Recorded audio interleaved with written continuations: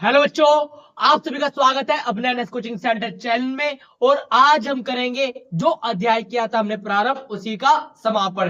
बेटा इतिहास की क्लास का ये महत्वपूर्ण चैप्टर था जो हमने कल किया था प्रारंभ, जिसका नाम था विद्रोह और राज।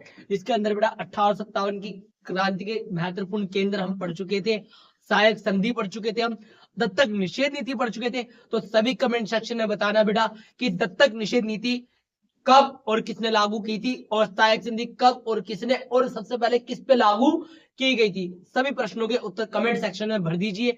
और आप चाहते हो बेटा समय समय पर आपको ऐसी वीडियो मिलती रहे तो चैनल को सब्सक्राइब करना ना भूले, एनएस कोचिंग सेंटर। चलिए बेटा,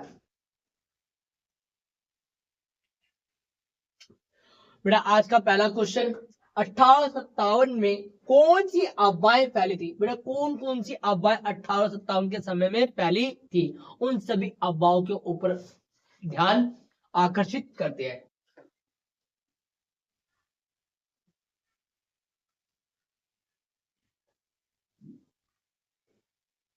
पहली अफवाह ये थी बेटा कि जो न्यू वेपन्स आए हैं उनके अंदर क्या है, जो नए कारतूस आए हैं, जो गन आई है बेटा, उसके अंदर क्या है बेटा, मास का प्रयोग किया गया है। जैसा कि आपको पहले बता चुका हूं, तो समय की बर्बादी ना करते हुए अपने नेक्स्ट पॉइंट पे चलते हैं। और आप चाहते हो बेटा आपको इसकी पीडीएफ फॉर्म मिल जाए नोट्स के अंदर, तो आप क्या है बेटा कमेंट सेक्शन में लेट्स ज्वाइन एनएस आप कमेंट करें और आपको क्या है नोट्स प्रोवाइड करवा दी जाएंगी। और डिस्क्रिप्शन में आपको नंबर दिया गया है, उस पर आप मैसेज करिए, नंबर पे आपको क्या है बेटा सॉफ्ट कॉपी आपको प्रोवाइड करवा दी जाएगी।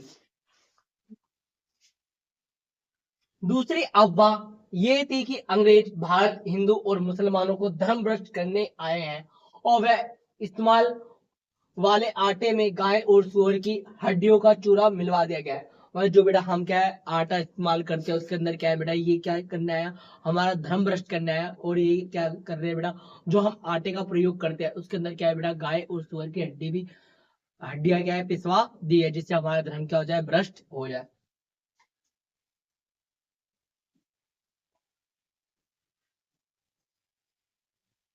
गवर्नर जनरल लॉर्ड डलहौजी ने अवध की रियासत के बारे में क्या कहा था बेटा, ये 1851 में कहा था लॉर्ड डलहौजी ने कि ये चेरी का फल एक दिन हमारे मुंह में आकर गिरेगा।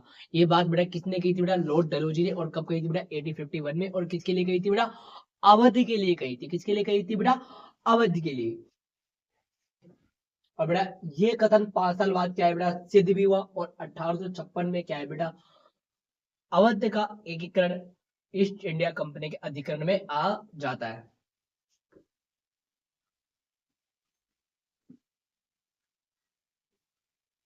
अंग्रेजों द्वारा अवध के अधिग्रहण का वर्णन कीजिए। बेटा अवध पे किस प्रकार अधिग्रहण किया गया, एक एक चीज आपको बता दी गई थी। बेटा सहायक संधि थोपी गई थी। तो बेटा लास्ट वीडियो में आप देखिए, आपको सहायक संधि के बारे में डिटेल में पढ़ाया गया है। और कब थोपी गई थी, तो सहायक संधि का वर्णन आप खुद करेंगे।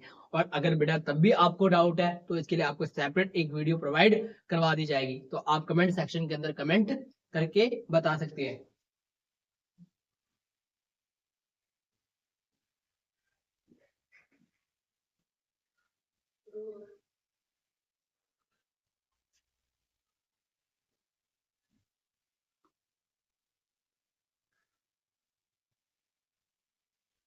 बेटा पहला क्या है, 18 नोट लीजिए कथन, आप खुद लिख देना बेटा जो भी बताया मैंने, और सहायक संधि बता देना। नवाब को निष्कासित, बेटा आपको बताया था मैंने कि जो अवध का नवाब था उसको क्या है बेटा कुशासन के आधार पे क्या है, निष्कासित कर दिया गया था, जिसका नाम था वाजिद अली शाह। अनियंत्रण, अवैध में 1801 में सहायक संधि थोप दी गई थी। तभी से वहां नवाब का नियंत्रण खत्म होता जा रहा था, और वहां के मुखियाओं और तालुकदारों पर नवाब का कोई नियंत्रण नहीं था। बेटा नवाब क्या है बेटा पंगु हो चुका था, किसके कारण बेटा, सहायक संधि के कारण।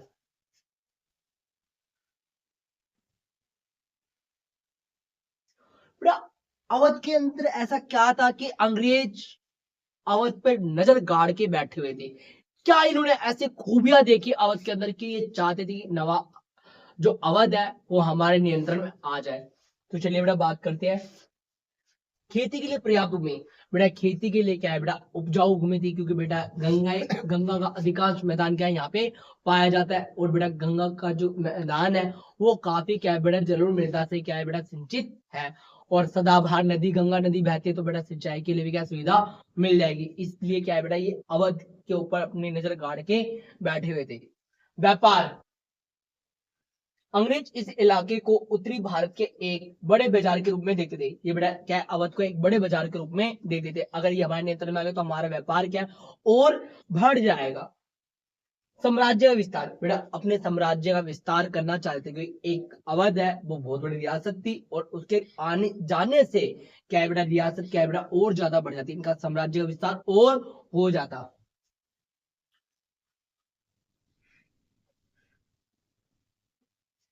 अवध के अधिग्रहण से तालुकदारों की स्थिति में क्या अंतर आया।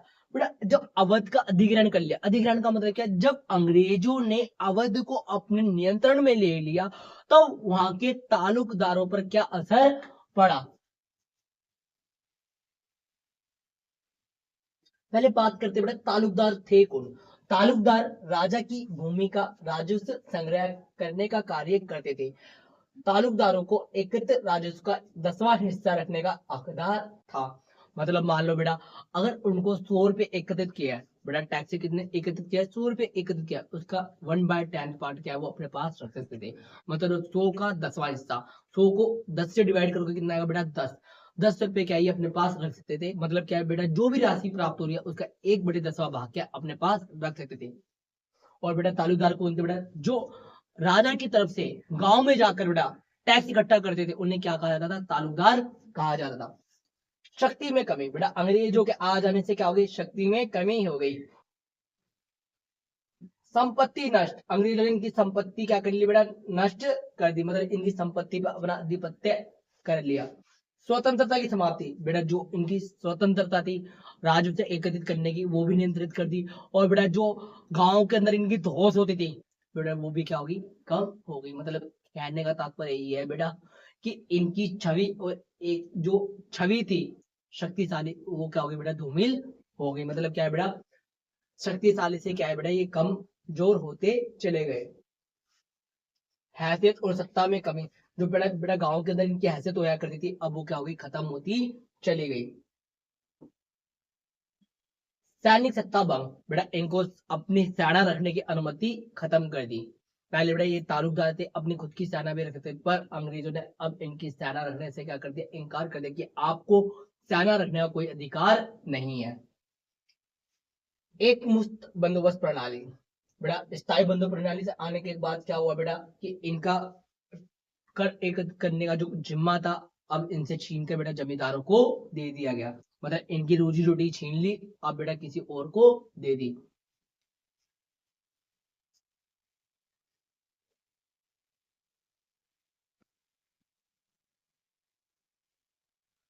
सामाजिक व्यवस्था भंग होने के कारण तालुकदार किसानों का उत्पीड़न करते थे, परंतु वह बुरे वक्त में किसानों की मदद भी करते। बेटा पेपर में आता है कि तालुकदार और किसानों के बीच में संबंध बताओ, तो बेटा देखो हर सिक्के के दो पहलू होते हैं। तालुकदार किसानों के लिए बेटा बुरे भी थे, तो बेटा दुख के समय क्या थे बेटा उनके रखवाले भी थे। जब बेटा कहीं से उनको लोन नहीं मिलता था तब तालुकदारी क्या है बेटा उनकी मदद करते थे। तालुकदार समाज में दयालु अभिभावक की छवि बनाए रखते थे। बेटा ये दयालुवान का मतलब क्या है, कभी कभार बेटा किसान की स्थिति देखकर क्या है कर माफ कर देते थे या कम कर लेते थे या बेटा उनकी सहायता कर देते थे। अब किसानों के पास कोई गारंटी नहीं थी कि कठिन वक्त में या फसल खराब हो जाने पर राजस्व की मांग में कोई कमी करेगी या वसूली के कुछ समय के लिए टाला जाएगा। बेटा अंग्रेज है, अंग्रेज को मतलब नहीं है आपकी घर की स्थिति क्या है क्या नहीं, उनको बेटा कर से मतलब है। तो बेटा तालुकदार क्या थे पहले क्या कर लेते थे, थोड़ा एडजस्टमेंट कर लेते, पर किंतु अब ऐसा नहीं होने वाला। अब तालुकदार और किसानों के संबंध खत्म हो गए थे, जिससे कि अवध की सामाजिक व्यवस्था क्या हो गई थी बेटा भंग हो गई थी। जो समाज के अंदर व्यवस्था थी तालुकदार और किसानों के बीच में वो क्या हो गई, खत्म हो गई।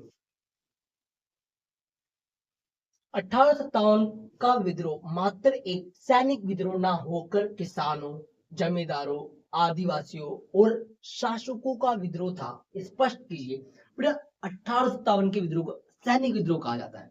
पर बेटा 1857 का विद्रोह एक सैनिक विद्रोह नहीं था, एक जन विद्रोह था। मतलब प्रत्येक जन ने क्या है बेटा इसमें भारी ली थी, चाहे नारी हो, चाहे राजा हो, चाहे बेटा जमींदार हो, सभी ने क्या है इसमें बढ़ चढ़ के हिस्सा लिया था। क्यों लिया? क्योंकि सबका शत्रु एक, सबको कष्ट पहुंचाने वाला एक, कौन बेटा? East India company. और जिस कारण क्या है बेटा इसको भगाने के लिए, इसको हराने के लिए सभी क्या हुए? एकत्रित हो गए। हिंदू मुस्लिम जो बेटा एकता दिखाई, उससे क्या है बेटा अंग्रेजों की सत्ता की नींव हिल गई। अब अंग्रेजों को पता चल गया कि अब हम लंबे समय तक टिकने वाले नहीं है। क्यों? 1857 के विद्रोह को सैनिक विद्रोह ना कह के जन विद्रोह या स्वतंत्रता संग्राम कहा था वीडी सावरकर ने। बेटा वीडी सावरकर ने 1857 को ही क्या है भारत का प्रथम स्वतंत्रता संग्राम कहा था। चलिए बेटा बात करते हैं सैनिक विद्रोह।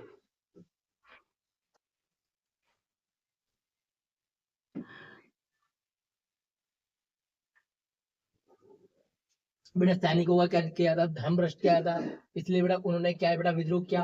शासकों को पद से हटाया जा रहा था। आपको पता है नाना साहब की पेंशन बंद कर दी थी, तो वो शामिल हो गए। बेटा झांसी की रानी को क्या है बेटा उनका सिंहासन छीना जा रहा था, तो शामिल हो गई बेटा। और बेटा तरह तरह के लोग, जैसे बेटा दिल्ली के अंदर बहादुर शाह जफर, ठीक है बेटा, बिहार के अंदर कुंवर सिंह, तो बेटा अनेक लोगों ने क्या है बेटा, जैसे बेटा झांसी की रानी के साथ क्या थे बेटा तात्या तोपे भी थे, जिन्होंने क्या इस आंदोलन का नेतृत्व किया था। तालुकदारों को सत्ताहीन होना, बेटा तालुकदारों की सत्ता छीननी, तो उन्होंने अपनी सत्ता वापस लाने के लिए, वापस प्राप्त करने के लिए क्या है बेटा आंदोलन में प्रारंभ हो गए, आंदोलन में भाग लेना प्रारंभ कर दिया।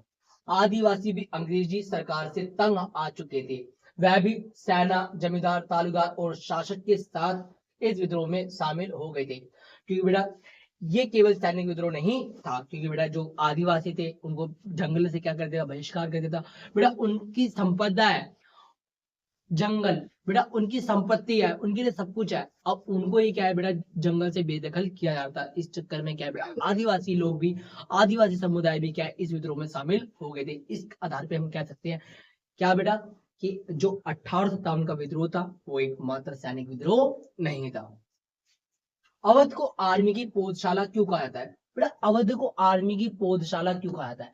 बेटा क्योंकि अवध के अंदर से क्या है बेटा मैक्सिमम लोग क्या है बंगाल की आर्मी में गए थे। जितने भी बेटा बंगाल की आर्मी में सिपाही थे वो सारे के सारे क्या थे, मोस्टली अवध से आए हुए या अवध से ताल्लुक रखते थे। इसीलिए बेटा अवध को बंगाल की पौधशाला कहा जाता था। अवध को आर्मी की पौधशाला कहा जाता था। ठीक है बेटा। 1857 का विद्रोहियों द्वारा जारी की गई घोषणाओं में जाति और धर्म का भेद किए बिना समाज के सभी वर्गों का आह्वान किया जाता है। स्पष्ट करो, मतलब बेटा जो 1857 का जो था वो एक किसी जाति, धर्म, लिंग के आधार पर नहीं था बेटा, सभी का क्या किया था, आह्वान किया गया था। आपको क्या बेटा इस कथन को स्पष्ट करना है। विद्रोहियों के बीच एकता स्थापित करने के लिए क्या तरीके अपनाए गए? बेटा हिंदू, मुस्लिम, सिख, ईसाई, अलग अलग धर्म के लोग, बेटा ईसाई तो हम कहेंगे नहीं क्योंकि ईसाई धर्म का खुद क्या कर रहे थे, प्रचार कर रहे थे। तो बेटा हिंदू, मुस्लिम और बेटा आदिवासी, हर तरह के तबके के लोग क्या बेटा एकजुट होते। तो क्या क्या तरीके अपनाए थे एकता स्थापित करने के लिए? हम एकजुट होकर एक साथ क्या करें, ब्रिटिश सरकार के ऊपर प्रहार करें। उसके लिए हमने क्या क्या तरीके अपनाए थे, चलिए जानते हैं। 1857 के विद्रोह में विद्रोहियों के द्वारा घोषणा जारी की गई, जाति और धर्म का भेदभाव समाप्त करते हुए एक सभी तबकों को आने को कहा गया कि भैया आप किसी भी तबके से बिलोंग करते हो, आप किसी भी जाति से बिलोंग करते हो, अगर आपको स्वतंत्रता प्राप्त करनी है तो भैया आपको एकजुट होना पड़ेगा, अपने निजी मतभेदों को छोड़कर, तभी क्या है स्वतंत्रता प्राप्त हो सकती है। तो सभी ने बेटा अपने निजी मतभेदों को छोड़ते हुए अपने शत्रु को हराने के लिए क्या है एकता स्थापित करने का प्रयत्न किया। ठीक है बेटा। बहुत सारी घोषणाएं मुस्लिम राजकुमारों या नवाबों के द्वारा जारी की गई थी, परंतु उनमें हिंदू की भावनाओं को ख्याल रखा गया था।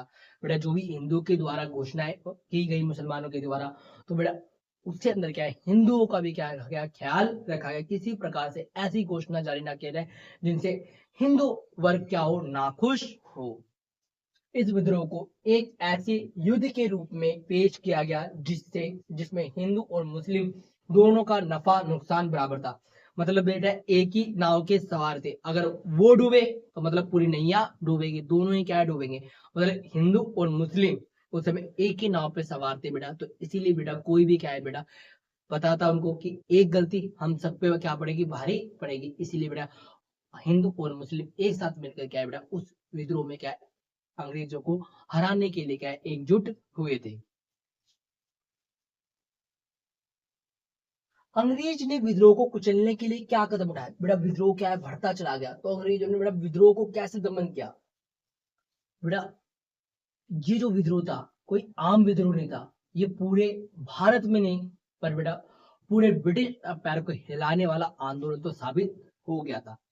और सोचो बेटा अगर पूरे भारत के अंदर आंदोलन ये फैल गया होता और सारी रणनीतियां जो तैयार की गई थी और सभी शासक ने एक साथ साथ दिया होता, तो शायद बेटा हम 1857 में क्या हो गए थे, आजाद हो गए होते।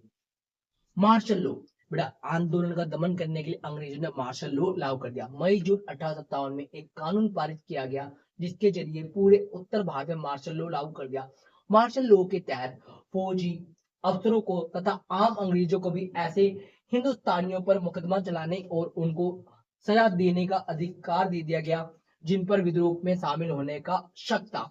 मतलब तेरे पे शक है, चल बेटा जेल में, मतलब शक के आधार पर, कोई ट्रायल नहीं होगा, कोई कुछ नहीं होगा, शक के आधार पर जेल में डाल दो, बाद में देखा जाएगा। मतलब आप यकीन मानो बेटा उस समय इतने बड़े पैमाने पर क्या है बेटा, हत्याएं और बेटा गिरफ्तारी की गई थी सिर्फ और सिर्फ आंदोलन का दमन करने के लिए। बेटा आंदोलन का दमन करने के लिए सिर्फ गिरफ्तारी नहीं की गई बल्कि मार के बेटा उल्टा टंगा दिया गया। आप बेटा सवेरे उठ रहे हो और बेटा जैसे ही अपना दरवाजा खोल रहे हो, बेटा पेड़ पे क्या मुंडी उल्टी लटकी हुई है। सोचो बेटा वो माताएं, वो बहनें किसी बच्चे की ऐसी लाश देख रही होगी तो वो अपने बच्चों को, अपने भाइयों को क्या विद्रोह में शामिल होने की अनुमति देंगी? क्या उनकी अंतरात्मा और शामिल होगी? जिस कारण क्या है बेटा ये आंदोलन क्या है बेटा धीमा पड़ता चला गया, क्योंकि दहशत फैला दी थी इतनी। मौत का नंगा नाच करा था अंग्रेजों ने कि देख लो जो हसन इनका किया है वो हसन आपका होगा। इतनी अंतर आत्मा में दहशत डाल दी कि बेटा विद्रोह का स्वप्न देखना भी क्या कर देता, मुश्किल कर देता। किंतु जिनके अंदर बेटा आजादी की मशाल जल रही हो वो बेटा इन छोटी मोटी मसालों से बुझने वाले नहीं है। वो तो नहीं क्या है बेटा डट के क्या है बेटा इस विद्रोह का फिर भी क्या है बेटा सामना किया और विद्रोह को जारी रखने की जितनी भी कोशिश थी वो हर एक प्रयास करना, प्रयत्न जारी रखा।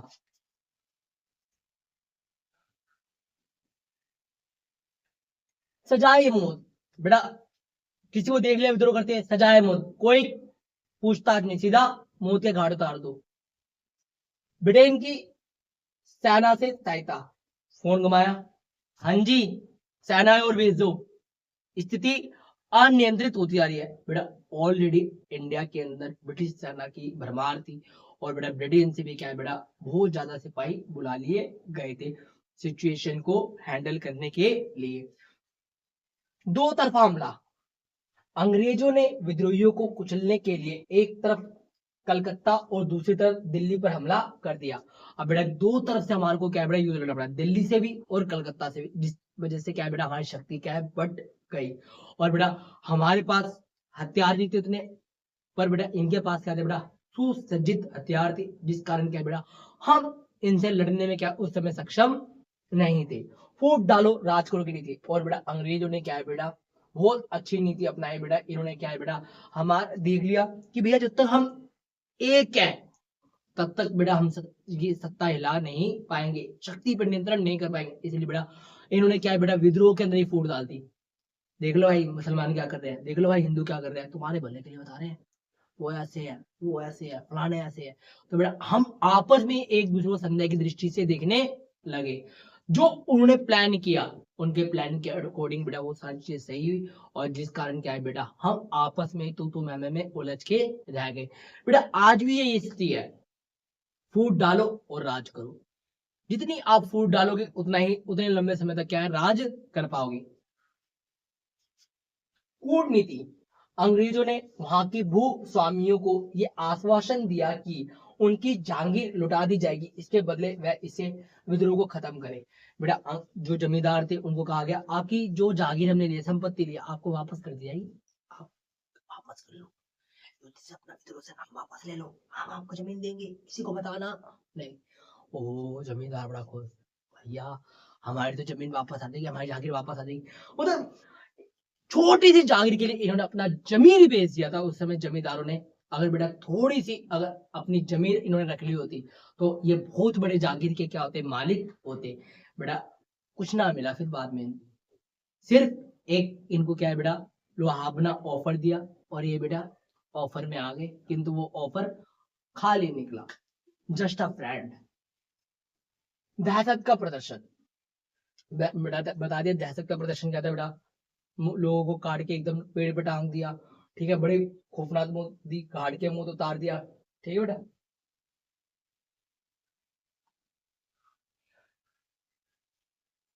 1857 के विद्रोह की असफलता के कारण क्या थे बेटा, 1857 का विद्रोह सफल क्यों नहीं हो पाया बेटा, कोई चीज तब तक सफल नहीं हो पाएगी जब तक आपके अपने साथ नहीं है, आपके अपने ही क्या है बेटा, दगाबाज है, तो तब तक कुछ नहीं होने वाला। क्योंकि बेटा भारत के अंदर सभी राजाओं ने अपना योगदान नहीं दिया, कुछ क्या है बेटा अंग्रेजों की गोद में जाकर बैठ गए, मुखबरी टेकने लगे अपने ही लोगों की, और जिस कारण क्या है बेटा हम 1857 के विद्रोह में क्या हो गए, असफल हो गए। और बेटा जो सूचना थी सभी को एक साथ नहीं मिल पाई। कहने का तात्पर्य बेटा उस समय इतनी एडवांस टेक्नोलॉजी नहीं थी कि व्हाट्सएप मैसेज डाला सबके पास एक टाइम के बाद चला गया। मैंने बोला बेटे 10 तारीख को आना सबको, वो सामने का 11 तारीख को विद्रोह, 12 तारीख को विद्रोह, 13 तारीख को है, तो बेटा एक दिन एक साथ विद्रोह नहीं हो पाया, कहीं 10 तारीख को हो रहा है, कहीं 11 तारीख को हो रहा है, कहीं 12 को हो रहा है, तो जिस कारण क्या है बेटा अंग्रेजों को क्या है बेटा 10 तारीख को वहां दबा दो, 11 तारीख को वहां दबा दो, तो अंग्रेज क्या है बेटा इस स्थिति को बड़े प्यार से क्या है बेटा हैंडल कर पाए, क्योंकि एक समय एक दिन एक साथ प्रहार नहीं किया गया, और बेटा एक एक करके प्रहार किया गया, जिस प्रहार का इतना नुकसान नहीं हो पाया ब्रिटिश को जितना होना चाहिए था कि हमारे को आजादी मिल सके। समय से पूर्व पहले विद्रोह, बेटा कोई मैंने बताया बेटा कोई योजना सबको पास एक जैसी नहीं पहुंच पाई। विद्रोह कुछ क्षेत्रों से मिले, बेटा सिर्फ उत्तर भारत में रहा, दक्षिण भारत में पहुंचा ही नहीं, नॉर्थ ईस्ट में पहुंचा ही नहीं, ये सिर्फ बेटा कुछ ही राज्यों तक क्या है बेटा सीमित रह गया था। विद्रोहियों के बेटा इनके पास आधुनिक हथियार नहीं थे, योग्य नेतृत्व का अभाव, बेटा कोई ऐसा लीडर नहीं था जो क्या है बेटा इस जन विद्रोह को नेतृत्व कर सके, एक सही मार्गदर्शक दिखा सके, कौटिल्य की तरह, चंद्रगुप्त मौर्य की तरह मार्गदर्शक बनकर क्या है बेटा उस रणभूमि के अंदर उस कूटनीति में क्या है बेटा अपनी चालें शतरंज की चल सके। और बेटा अंग्रेज इस चीज में क्या थे, माहिर थे, और अंग्रेजों ने बेटा अपने कूटनीति के दम पर क्या है बेटा हमारे विद्रोह को, हमारी आजादी के स्वर्ण को 1857 में क्या है रोन दिया, किंतु इससे इनको ये समझ में आ गया था अब हम लंबे समय तक टिकने वाले नहीं है, क्योंकि अब भारत का बच्चा बच्चा क्या है जाग चुका है।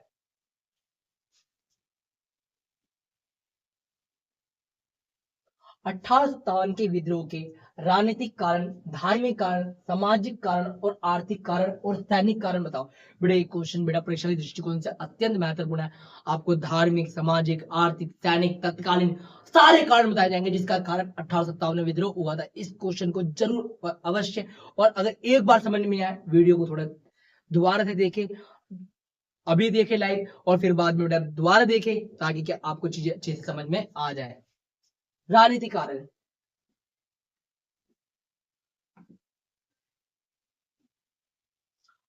बेटा 1857 विद्रोह के राजनीतिक कारण क्या थे, अंग्रेज द्वारा कई राज्यों के राज्य हड़प लिए गए थे, बेटा राजाओं की सत्ता चली गई तो वो जाने देंगे सत्ता, कोई बात नहीं सब राज्य तो क्या है जाने दो भैया, भैया नहीं, राज्य क्या अपने राज्य को वापस लेना, इसलिए विद्रोह में क्या हुए शामिल हुए। अंग्रेजों के द्वारा जनता पर अधिक अत्याचार, बेटा अंग्रेजों ने क्या है बेटा आम जनता के ऊपर अत्याचार किए, बेटा अत्याचार का जवाब देना जानते हैं, ठीक है बेटा, आम आदमी सोता हुआ शेर है, उंगली मत कर जाग गया तो चीर फाड़ देगा, वही बेटा अंग्रेजों के साथ हुआ। लॉर्ड वेलेजी की सहायक संधि, बेटा आपको बताया लॉर्ड वेलेजी ने सहायक संधि बनाई थी, जिस कारण बेटा बहुत सारे राज्यों को, बहुत सारी रियासतों को अधिग्रहण किया गया। तो बाद में बेटा वो रियासतें क्या है बेटा अपनी स्वतंत्रता के लिए, अपनी स्वायत्ता के लिए, अपनी संप्रभु के लिए क्या है बेटा एकजुट होकर क्या है बेटा लड़ाई लड़ने के लिए आगे आए। धार्मिक कारण, बेटा अंग्रेज सरकार ने क्या है बेटा भारतीय सैनिकों को गाय और सूअर की चर्बी चढ़े कारतूस दिए, जिससे क्या है बेटा धर्म भ्रष्ट हो जाएगा, इसलिए बेटा उन्होंने अपना धार्मिक मुद्दा मानकर क्या है बेटा विद्रोह में शामिल हो गए। जनता में आशंका फैली कि अंग्रेज हिंदुओं को धर्म भ्रष्ट कर रहे हैं और उन्हें ईसाई धर्म अपनाने के लिए क्या है बेटा मजबूर कर रहे हैं। सामाजिक कारण, बेटा अंग्रेजों ने क्या बेटा कुछ अच्छे काम करने विचारे, पर किंतु उसे संदेह की दृष्टि से देखा। बेटा 1828 के अंदर राजा राम मोहन रॉय के कहने पर विलियम बेंटिक ने सती प्रथा का क्या करा बेटा खात्मा किया। ये बहुत अच्छा काम किया था विलियम बेंटिक ने, किंतु भारतीय हिंदू रूढ़िवादी लोगों ने ये माना कि हमारे निजी मामले में क्या है बेटा ये दखल अंदाजी करने वाले कौन होते हैं, ये हमारी सामाजिक व्यवस्था में दखल अंदाज कर रहे हैं। तो बेटा इसीलिए बेटा समाज के अंदर जो व्यवस्था थी उसके अंदर दखल अंदाजी को हमने अच्छा नहीं माना। आप व्यापार करने आए हो, आप व्यापार करो, हमारी सामाजिक व्यवस्था में दखल अंदाज करना आपका कोई अधिकार नहीं है। जैसे बेटा इन्होंने बाल विवाह पर रोक लगाई, ठीक है।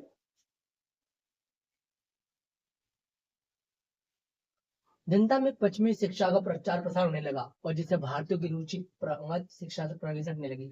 और बेटा western culture, western education, English education को ज्यादा प्रमोट किया गया, जिससे बेटा हमारी जो ट्रेडिशनल कल्चर था और ट्रेडिशनल एजुकेशन थी वो क्या है बेटा खत्म होती जा रही थी। उसको बचाने के लिए लोगों ने क्या है बेटा विद्रोह में प्रारंभ किया।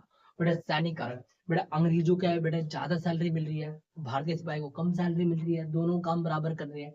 बेटा हमारे सैनिकों का उपवास उड़ाया जा रहा है, वो लुंगी पहन के आ रहा है, तिलक लगा के आ रहा है, पगड़ पहन के आ रहा है। तो बेटा भारत के लोगों ने क्या है बेटा इस चीज का अपमान का बदला लेने की सोचा कि भैया हमारे साथ हमारी संस्कृति का मजाक उड़ाया, इसका तो हम बदला लेंगे। आर्थिक कारण, बेटा भारत से सारा का सारा क्या है बेटा पैसा ब्रिटेन भेजा जा रहा था। भारत के अंदर जितनी भी बेटा ग्रोथ हो रही थी उस ग्रोथ का बेटा असर भारत में तो दिख नहीं रहा था, ब्रिटिशों में क्या है बेटा ये मुनाफा बढ़ रहा था। तो इस चीज के लिए बेटा भारत ने एकजुट होकर क्या करा बेटा आंदोलन किया, और इस आंदोलन ने क्या है बेटा आने वाली स्वतंत्रता की दिशा और मार्गदर्शक के रूप में क्या करा बेटा कार्य किया। और इसी के साथ बेटा हमारा ये अध्याय होता है समाप्त, और आपसे आशा करता हूं बेटा आप सही से पढ़ रहे होगे और आपके बोर्ड के एग्जाम की तैयारी अच्छी चल रही होगी। और इसी के साथ बेटा यही वीडियो करते हैं समाप्त, और चैनल को सब्सक्राइब करना ना भूलें, एनएस कोचिंग सेंटर।